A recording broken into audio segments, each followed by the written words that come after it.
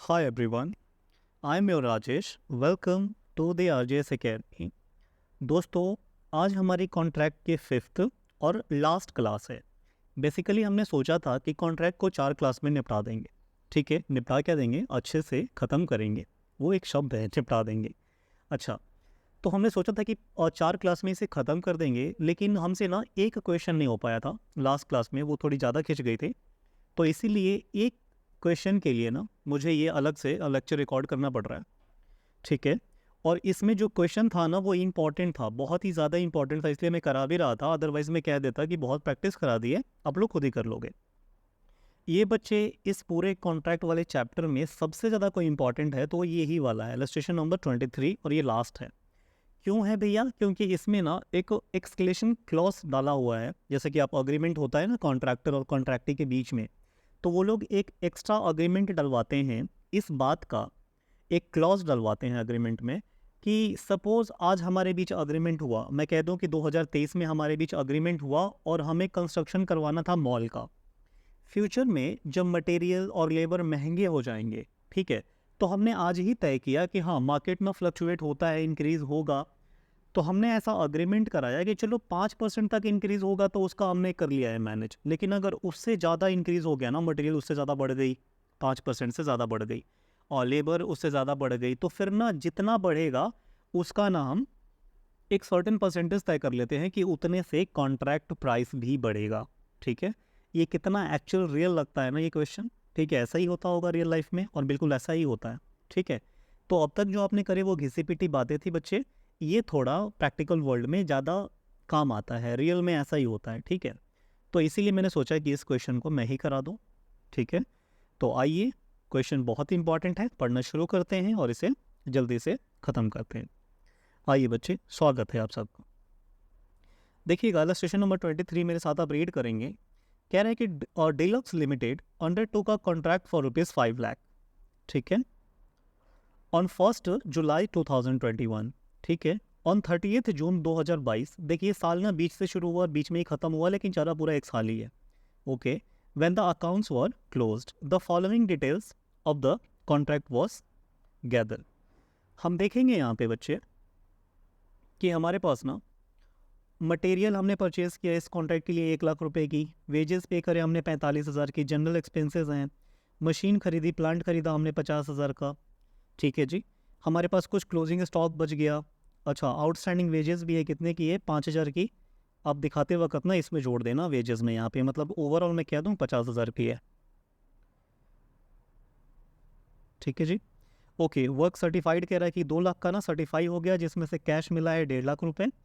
अच्छा जी, डेप्रिसिएशन हमें निकाल के बच्चे दे दिया, तो ये अच्छी बात है, हमें निकालना नहीं पड़ेगा। सीधा सीधा हम 5,000 डेप्रिसिएशन लगा देंगे, मतलब 50,000 का 10%। और कह रहे हैं कि वर्क ना अनसर्टिफाइड है 15,000 का। क्वेश्चन बहुत सिंपल है, और डेटा ये बहुत आप बहुत बार यूज़ कर चुके हैं। ये इसको 3 स्टार बनाता है, ये वाला क्लॉज। ठीक है, तो इस क्लॉज के बारे में हम पढ़ेंगे कि क्या कह रहा है। आइए, कह रहा है कि the above contract contained a accelerator. Accelerator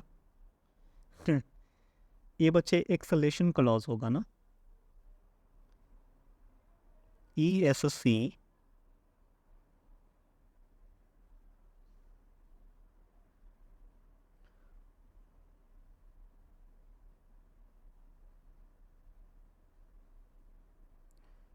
ठीक है बच्चे, ये एस्केलेशन क्लॉज है, एक्सलेटर क्लॉज नहीं है। विच रीड एज फॉलोज। ठीक है, कह रहा है कि in the event of price of material and rate of wages increased bye more than 5%, the contract price would be increased accordingly by 25%। Okay, ठीक है, देखिए मैं इसको आपको समझाने की कोशिश करता हूँ। लैंग्वेज ना थोड़ी अजीब सी घुमा के दी हुई है, मैं उसको सिंपलेस्ट फॉर्म में एक्सप्लेन कर देता हूँ। आइए बच्चे, ये कह रहा है ना कि मान लीजिए कि आज हमारे बीच क्या हुआ जी, अग्रीमेंट हुआ। ये अग्रीमेंट किसके किसके बीच हो रहा होगा? ऑफ कोर्स कॉन्ट्रैक्टर और कॉन्ट्रैक्टी के बीच।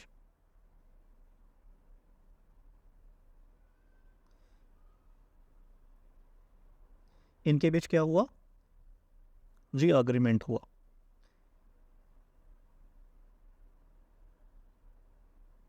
ओके,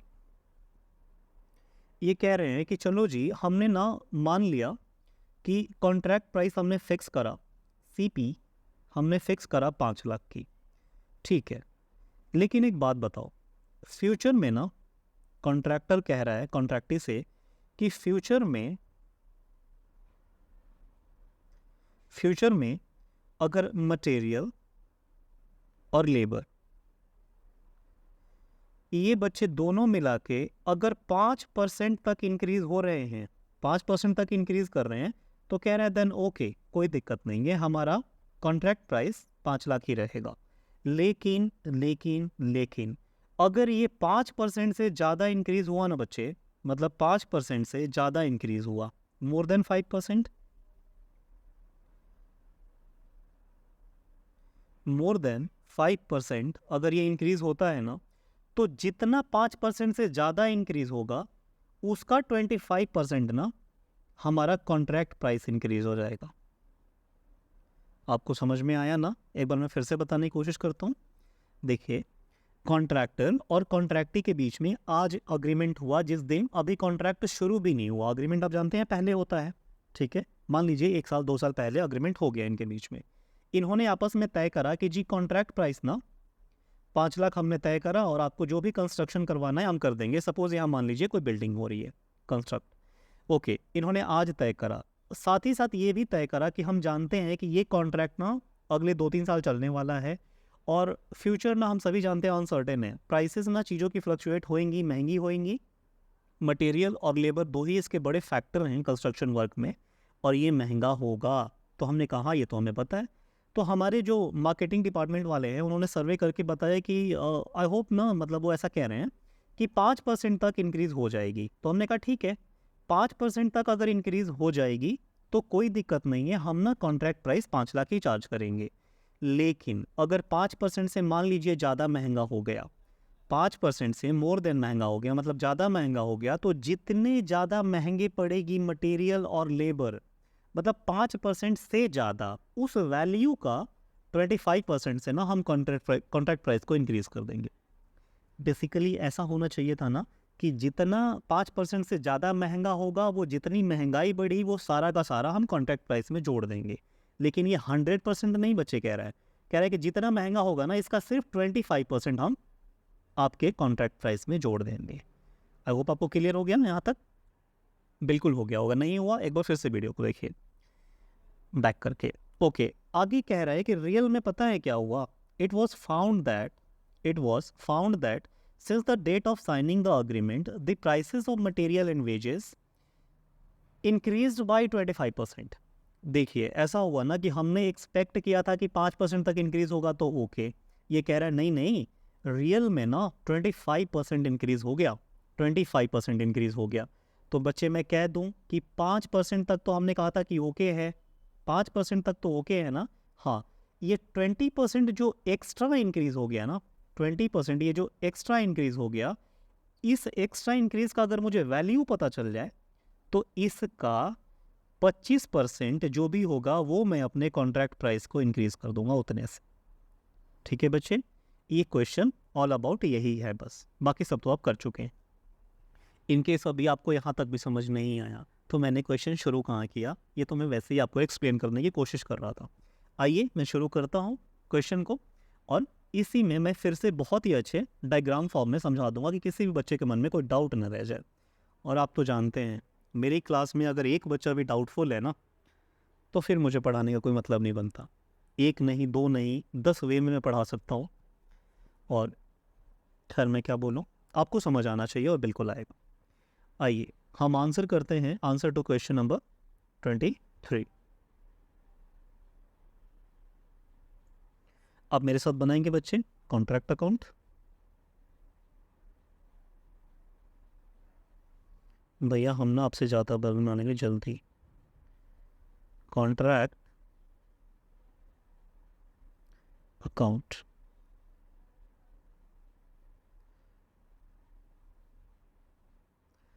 और भैया कितनी लाइनें ले लें?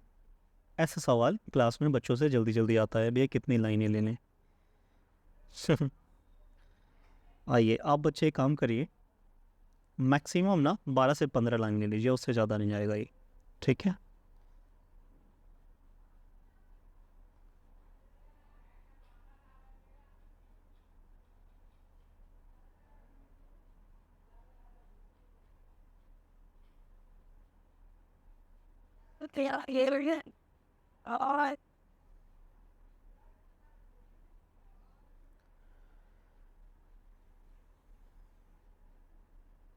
ठीक है, आइए कुछ फॉर्मेलिटीज़ पूरी कर लेते हैं। ये हमारा हो जाएगा पर्टिकुलर्स,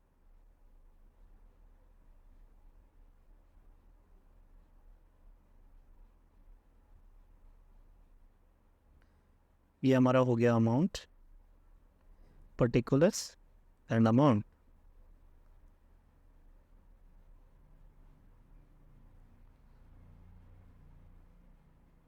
ठीक है बच्चे, ये हो गया टू साइड और ये हो गया बाई साइड।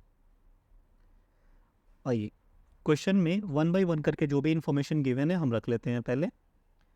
देखिए कह रहा है कि मटेरियल और वेजेस, भैया ये इंक्रीज्ड प्राइस है या इंक्रीज होना बाकी है, क्योंकि क्वेश्चन तो कह रहा है कि इंक्रीज हो गया है 25% से।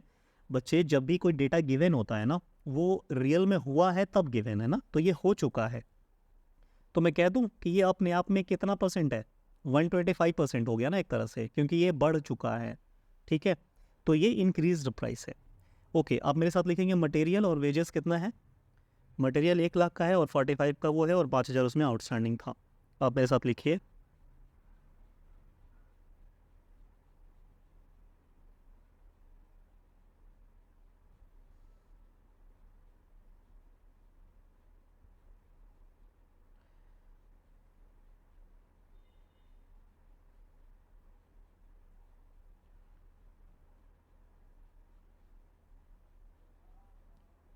मटेरियल बच्चे कितना है, कह रहे हैं कि 1 लाख रुपए का।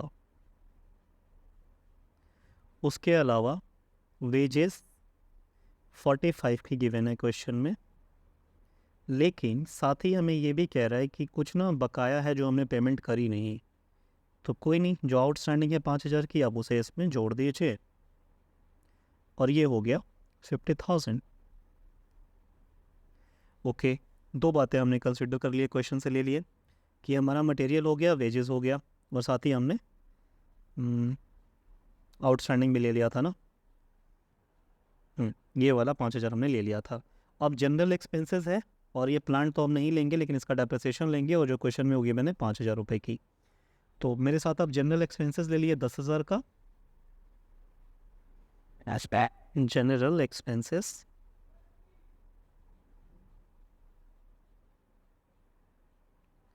ये है बच्चे 10,000 का, और साथ ही हम ले लेंगे डेप्रिसिएशन ऑन प्लांट। अच्छी बात यह है कि हमें कैलकुलेट नहीं करना, ये गिवन है 5,000 की। ओके, यहाँ तक हो गया। और क्या इन्फॉर्मेशन है, कह रहे हैं कि क्लोजिंग स्टॉक बच गई है 25,000 की मटेरियल की। कह रहे हैं कि मटेरियल ऑन हैंड है ना, तो लिख लीजिए, यहाँ पे मैं लिख देता हूँ बाय क्लोजिंग स्टॉक, और ये किस चीज़ की है, मटेरियल की है। कितनी है, 25,000 की। ओके बच्चे, यहाँ तक हमने कर लिया। अब हम साथ ही साथ WIP में डाल देते हैं दो बातें। क्या क्या डालते हैं हम, दो बातें डालते हैं, value of work certified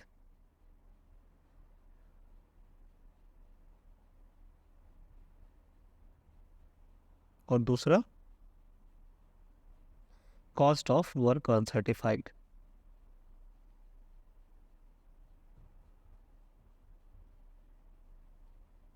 cost of work uncertified. चलिए दोनों फिगर मुझे जल्दी बता दीजिए कितना है। क्वेश्चन कह रहा है कि जो वर्क अनसर्टिफाइड है ना वो 15,000 का है, और जो सर्टिफाइड है कितने की सर्टिफाइड है, जो सर्टिफाइड है बच्चों वो 2 लाख की है। ओके जी, तो 2 लाख का सर्टिफाइड और 15,000 का अनसर्टिफाइड। मैं लिख लूँ 15,000 का अनसर्टिफाइड। बच्चे क्या मैं लिख दूं value of work certified 2 lakh रुपए? आपको क्या लगता है, मुझे लिख देना चाहिए? एक बात बताओ बच्चे, जब कॉन्ट्रैक्ट प्राइस हमने देखा कि बढ़ने वाला है, रीज़न क्यों बढ़ने वाला है? क्योंकि 5 लाख में जो तय हुआ था ना, वो तब तय हुआ था जब मटेरियल और लेबर 5% से बढ़ती। रियल में ना 25% से बढ़ी है, मीन्स 20% एक्स्ट्रा बढ़ी है। तो जो एक्स्ट्रा बढ़ी है उसके बढ़ने की वजह से कॉन्ट्रैक्ट प्राइस बढ़ेगा, और कॉन्ट्रैक्ट प्राइस बढ़ने की वजह से हमारा वैल्यू ऑफ वर्क सर्टिफाइड भी तो बढ़ेगा ना। ठीक है, तो इसीलिए हम अभी इसको नहीं लिखेंगे। इसको कब लिखेंगे? जब हम निकाल लेंगे वर्किंग अपनी। ठीक है, तो अभी के लिए मैं वैल्यू ऑफ वर्क सर्टिफाइड तो नहीं लिख सकता। ठीक है, तो मैं इसे स्टार लगा देता हूँ। मैं कब लिखूंगा? जब मुझे कॉन्ट्रैक्ट प्राइस एक्चुअल वाला पता चल जाएगा, ये 5 लाख वाला नहीं। ठीक है बच्चे, तो उसको मैंने यहाँ पे छोड़ दिया। तो छोड़ दिया, तो अब तो वही बच रहा है ना लिखने के लिए, बाकी तो मुझे नोशनल प्रॉफिट निकालना था। तो आइए मैं सीधे वर्किंग कर देता हूँ उसी को समझाने के रिगार्ड।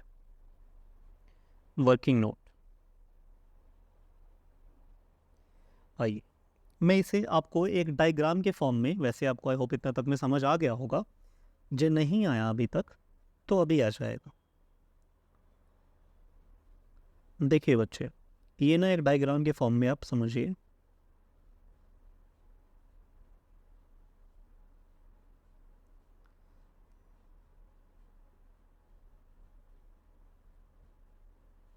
ठीक है,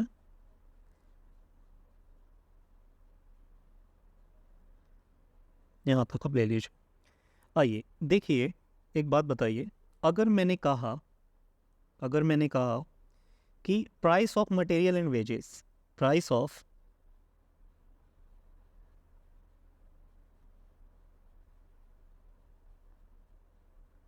मटेरियल एंड वेजेस,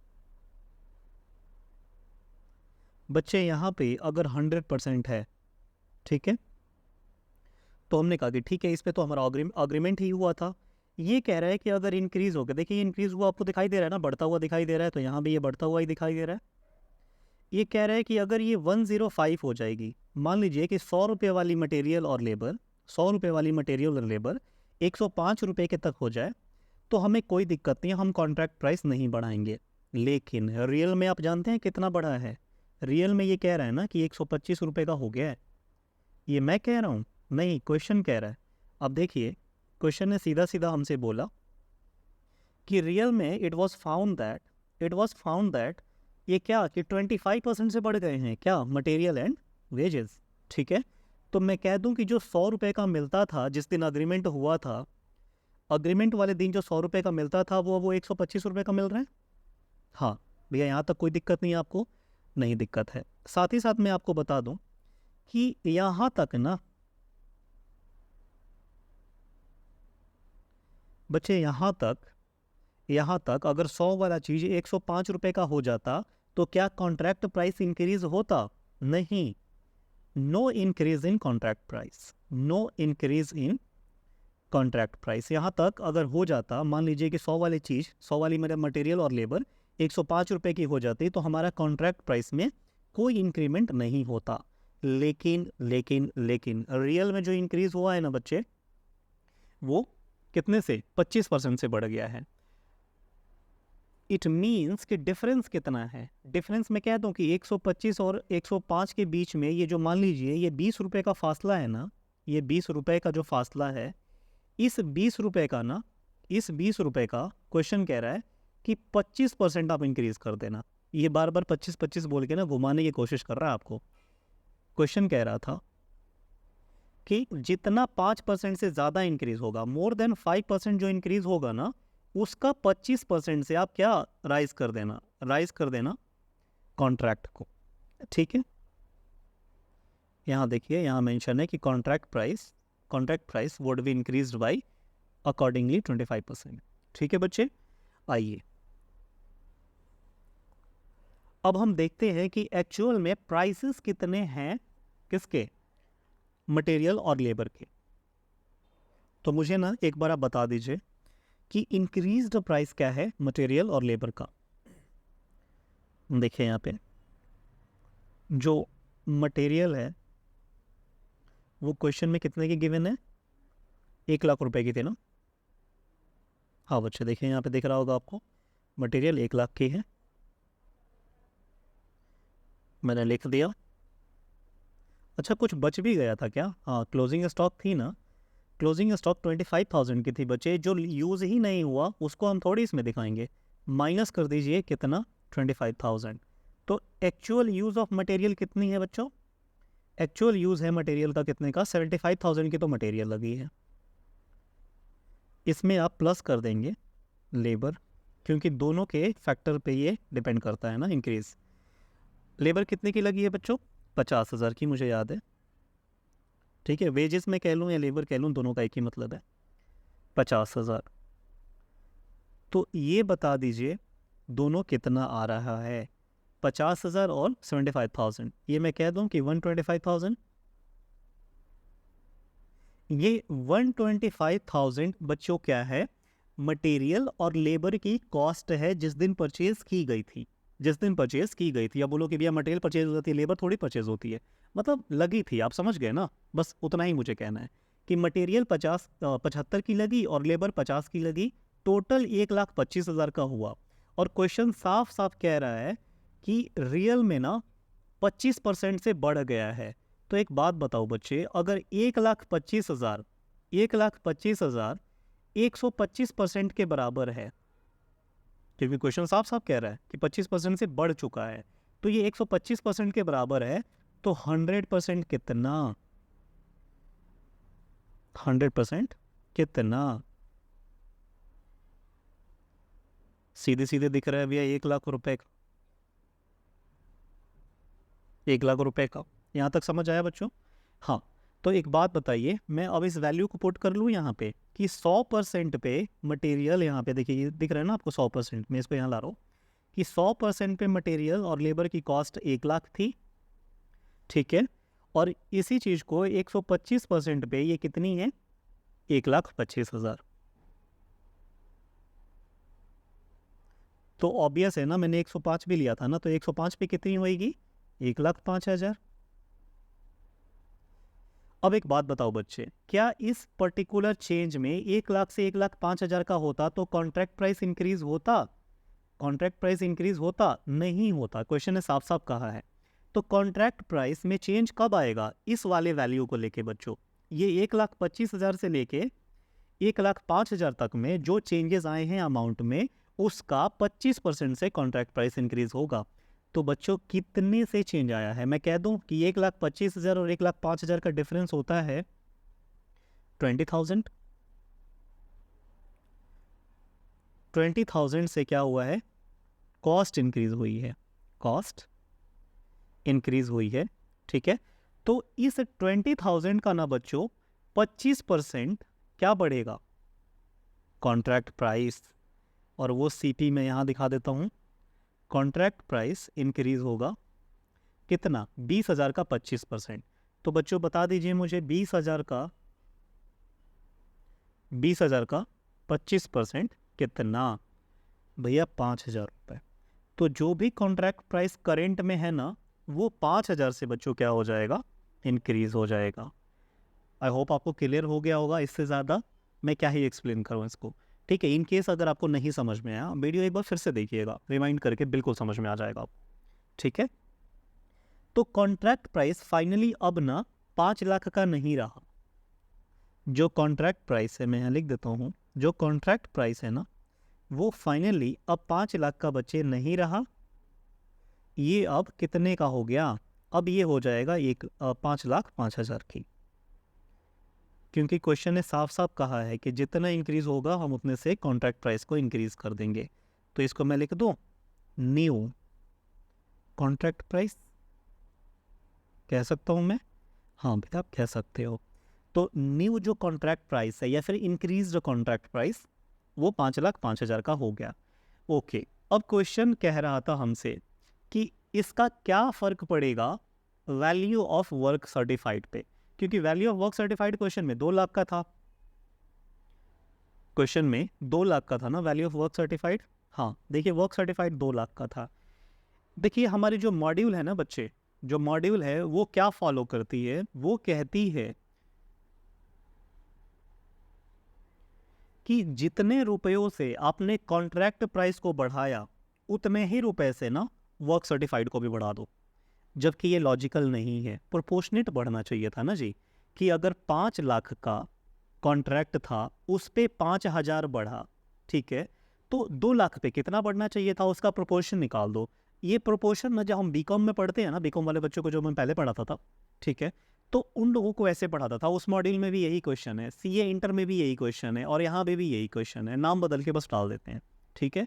तो वो लोग क्या फॉलो करते हैं कि प्रोपोर्शनेट इंक्रीज करो, जितने से कॉन्ट्रैक्ट प्राइस बढ़ा फ्यूचर में उतने का जो वैल्यू ऑफ वर्क सर्टिफाइड है प्रोपोर्शनेट बढ़ाओ। लेकिन हमारी मॉडल कहती है कि ये सब नहीं चलेगा। यहाँ पे जितने से कॉन्ट्रैक्ट प्राइस बढ़ा ना, 5,000 से मान लीजिए बढ़ गया, वही 5,000 रुपये से आप क्या बढ़ा दो, वैल्यू ऑफ वर्क सर्टिफाइड। तो मैं लिख दूँ यहाँ पे वर्क सर्टिफाइड, कौन सा वाला, ओल्ड, ओल्ड वर्क सर्टिफाइड कितना है क्वेश्चन में, 2 लाख, ये गिवन है बच्चों, ठीक है। न्यू वाला क्या कह रहा है कि जितने से कॉन्ट्रैक्ट प्राइस बढ़ा ना उतने से इसको बढ़ा दो। तो मैं कह दूं ये 2,05,000 अब हो जाएगा, ठीक है। एज पर हमारा जो मॉड्यूल फॉलो करता है वो ये कहता है कि इतने से इसको बढ़ा दो। तो मैं लिख देता हूँ अब यहाँ पे, मुझे यही तो फिगर चाहिए थी कि जो वैल्यू ऑफ वर्क सर्टिफाइड है ना, वो यहाँ पे क्वेश्चन में गिवन था 2 लाख, लेकिन अब ये 2 लाख नहीं रह जाएगा, ये हो जाएगा 2,05,000, ठीक है। आई, अब फाइनली ये क्वेश्चन पहले जैसा हो गया, यही तो इसमें एक पॉइंट था जो हमें कैलकुलेट करना था। अब बाकी एज इट इज़ है बच्चे, तो एज इट इज़ तो आप जानते हो ना कैलकुलेट करना, यहाँ से तो आप चैंपियन हो। आपको क्या करना है, ट्रेडिंग की तरह इसको निकाल लेना है। इधर क्रेडिट साइड का आप टोटल करेंगे, 2,05,000 और 15, 2 20 और 25 45, 245 लैक्स हो गया, 2,45,000, ओके। यहाँ भी 2,45,000, ठीक है बच्चे। डिफरेंस से आप क्या निकाल लोगे, नोशनल प्रॉफिट,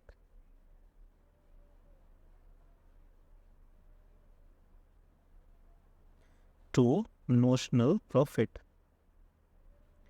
आप कैलकुलेटर उठाइए और बता दीजिए कि 2,45,000 में से माइनस कर दीजिए 2,45,000 माइनस 1,00,000 माइनस 50,000 माइनस 10 और 5 15,000, ये बच्चे आ गया 80,000, 80,000 आपका फाइनली आ गया नोशनल प्रॉफिट। और आप जानते हैं कि इस नोशनल प्रॉफिट को हम बाई में ट्रांसफ़र करेंगे,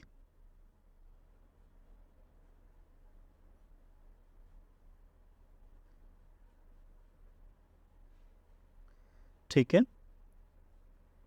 और इसके कर देंगे 2 टुकड़े। 2 टुकड़े क्यों भैया, एक तो जाएगा हमारा WIP में और एक जाएगा प्रॉफिट एंड लॉस अकाउंट में।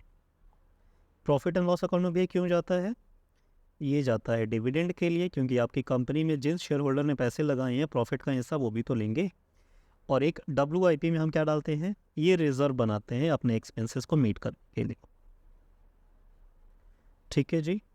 कैसे कैलकुलेट होता था ये तो हम कहते थे इसका वर्किंग नोट बनता था और ये बैलेंसिंग फिगर से आ जाएगा, ठीक है। यहाँ तक का टोटल आप मुझे पहले ही दिखा दीजिए। दिखाना है क्या भैया, साफ साफ दिख रहा है कि 80,000 ही होएगा और यहाँ भी 80,000 ही होएगा। चलिए, ये P&L में ट्रांसफ़र करने के लिए हम क्या निकालते थे बच्चों, याद है आपको, परसेंटेज ऑफ वर्क सर्टिफाइड, ठीक है जी। आइए तो पहले वो मुझे बता दीजिए, वर्किंग नोट नंबर 2 मुझे क्या जानना है, परसेंटेज ऑफ वर्क सर्टिफाइड। आप मुझे बता देंगे कितना,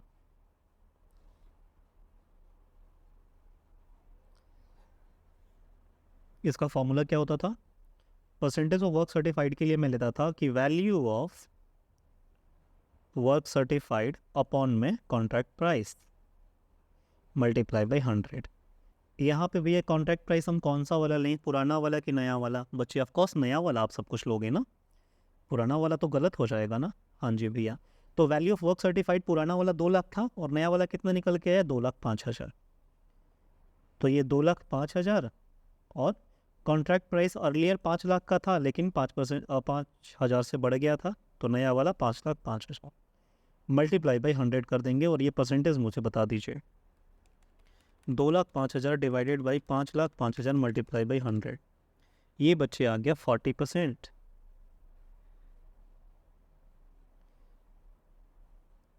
ठीक है, अब मुझे एक बात बताइए कि 40% पे 40% अगर वैल्यू ऑफ वर्क सर्टिफाइड है तो कितना परसेंट जाता है भैया? ये ना कैटेगरी 2 में फॉल कर रहा है। कैटेगरी 2 मीन्स कि अप टू 25% अगर तक है वैल्यू ऑफ वर्क सर्टिफाइड तो 1 रुपया नहीं जाता पीएनएल में। लेकिन अगर 25% और 25% से ज़्यादा लेकिन कब लेस देन 50% होता है तो इस केस में हम 1/3 ट्रांसफ़र करते हैं, 1/3। तो यहाँ पे आप मेरे साथ लिख दीजिए, क्या लिखेंगे कि profit transfer to profit and loss account, ये कितना हो जाएगा बच्चे? 1/3 of notional profit multiply by cash receive upon work certified. ठीक है जी, ये बता दीजिए कितना आ रहा है। 1/3 इंटू नोशनल प्रॉफिट हमने अभी निकालना 80,000 का था ना, 80,000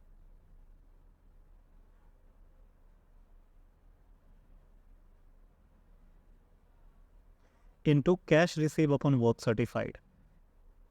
तो वर्क सर्टिफाइड तो अभी हमने निकाला कि 2,05,000 का सर्टिफाई हो गया, out of which cash receive ना सिर्फ 1.5 लाख हुआ है। क्वेश्चन कह रहा था कि जो कैश रिसीव हुआ है ना वो एग्जैक्टली में बच्चे कैश रिसीव देखें यहाँ पे है 1.5 लाख। तो मैं कह दूँ यहाँ पे कितना खिंच गया क्वेश्चन ये फालतू में, 1,50,000। ये बच्चे दिख सिर्फ रहा है कितना प्रोसेसिंग है, इतना लंबा हो गया, इतना टाइम खिंच गया। बेसिकली बहुत इजी है और अब तक तो आपको समझ में आ ही गया होगा। 1-2 बार प्रैक्टिस कीजिएगा, अच्छे से ख़त्म हो जाएगा। 80,000 divide by 3 multiply by 1,50,000 divided by 205, ये आ गया आपका 19,512।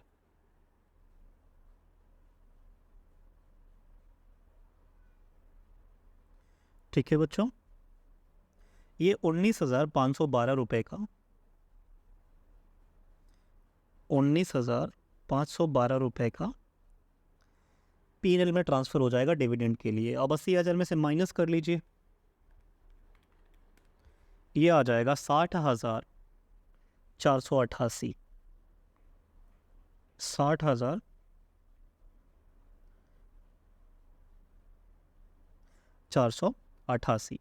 ठीक है बच्चे, तो बस इतना ही था, ये क्वेश्चन ख़त्म हो गया, हमने आंसर निकाल लिया। यही आंसर था कि कितना पीएनएल में ट्रांसफ़र होगा और कॉन्ट्रैक्ट अकाउंट बना के दिखा लो। हमने कॉन्ट्रैक्ट अकाउंट बना दिया। ठीक है बच्चे, एक बार मैं शुरू से दिखा दूं कि यहाँ से कॉन्ट्रैक्ट हमने बनाया, ठीक है, और वर्किंग में हमने क्या किया, ये वर्किंग एक बार ना आप खुद से प्रैक्टिस कीजिएगा, इजीली समझ में आ जाएगा। ठीक है, और ये लास्ट वाला हिस्सा इतना है। क्वेश्चन बहुत इजी है। ओके बच्चों, बस यही मुझे क्वेश्चन कराना था, इसके लिए क्लास लेनी पड़ी। तो ये यहाँ पे हमारा फाइनली कॉन्ट्रैक्ट अकाउंट ख़त्म होता है। इन केस अगर आपको कोई भी डाउट रह जाता है और आपको ये भी मान लीजिए नहीं समझ में आया, आप मुझे डायरेक्टली ना कॉल कर लीजिएगा। ठीक है, और इवनिंग में 6 to 7 आप कभी भी कॉल कर दीजिए मुझे। ठीक है, मैं फ़ोन पे समझा दूंगा या फिर कोशिश करूंगा कि आपको कैसे भी करके एक और वीडियो बना के, चाहे जो भी वे पॉसिबल हो पाएगा, मैं करा दूँ। डाउट्स अपने बेझिझक कमेंट में मेंशन कर दिया करो या फिर मुझे व्हाट्सएप पे आप बता दिया करो और मैं ज़रूर उसका विद इन 1.5 आवर में आपको रिप्लाई चला जाएगा। ठीक है बच्चे, तो आज के लिए बस इतना ही। फर्दर ये तो हमारा ख़त्म हो गया कॉन्ट्रैक्ट। नेक्स्ट भैया, नेक्स्ट देखिए, जो एग्ज़ाम में ज़्यादा पूछे जाते हैं और ज़्यादा मार्क्स के पूछे जाते हैं, ऐसा कोई एग्ज़ाम नहीं हुआ जिनके बिना, वो है मार्जिनल बजट और स्टैंडर्ड। ठीक है, इन तीनों को 1 बाय 1 करके मैं ख़त्म करा देता हूँ, ठीक है। और बच्चे विद इन 3 मंथ्स ना इंटर का पूरा फर्स्ट ग्रुप का सिलेबस आपको इस वेबसाइट पे, इस चैनल पे, यूट्यूब चैनल पे फ्री ऑफ कॉस्ट मिलेगा, ठीक है। हमने सोचा कि एडवर्टाइजमेंट में हम क्या कॉस्ट करें, हमने अपना नया इंस्टीट्यूट खोला है, ठीक है। तो हम 2024 से पेमेंट चार्ज करेंगे, 2023 में जो भी बच्चे हैं, जितना भी अपलोड हो जाए हमसे, वही हमारी एडवर्टीजमेंट कॉस्ट है, वो फ्री ऑफ कॉस्ट है, ठीक है। तो आप लोग जितना पढ़ना है पढ़िए, वो यूट्यूब पे रहेगा। वैसे भी हमने सिर्फ चार्ज जो कर रहे हैं ना फेस टू फेस वालों बच्चों के लिए कर रहे हैं, ठीक है। ऑनलाइन आप यूट्यूब से ले रहे हैं, कोई दिक्कत नहीं, अब वहाँ से पढ़िए, ठीक है बच्चे। तो आज के लिए बस इतना ही, बाकी मिलते हैं अपने नेक्स्ट लेक्चर में एक नए चैप्टर के साथ। और वो नया चैप्टर डिपेंड करता है, मैंने एक पोल डाल रखी है यूट्यूब पे, वहाँ पे जो सबसे ज़्यादा आएगा मार्जिनल बजट या स्टैंडर्ड का और सर्विस कॉस्टिंग का, जिस पोल में जितनी ज़्यादा वोटें रहेगी अकॉर्डिंगली मैं वही शुरू करूँगा, ठीक है। That's all for today, bye bye, good night.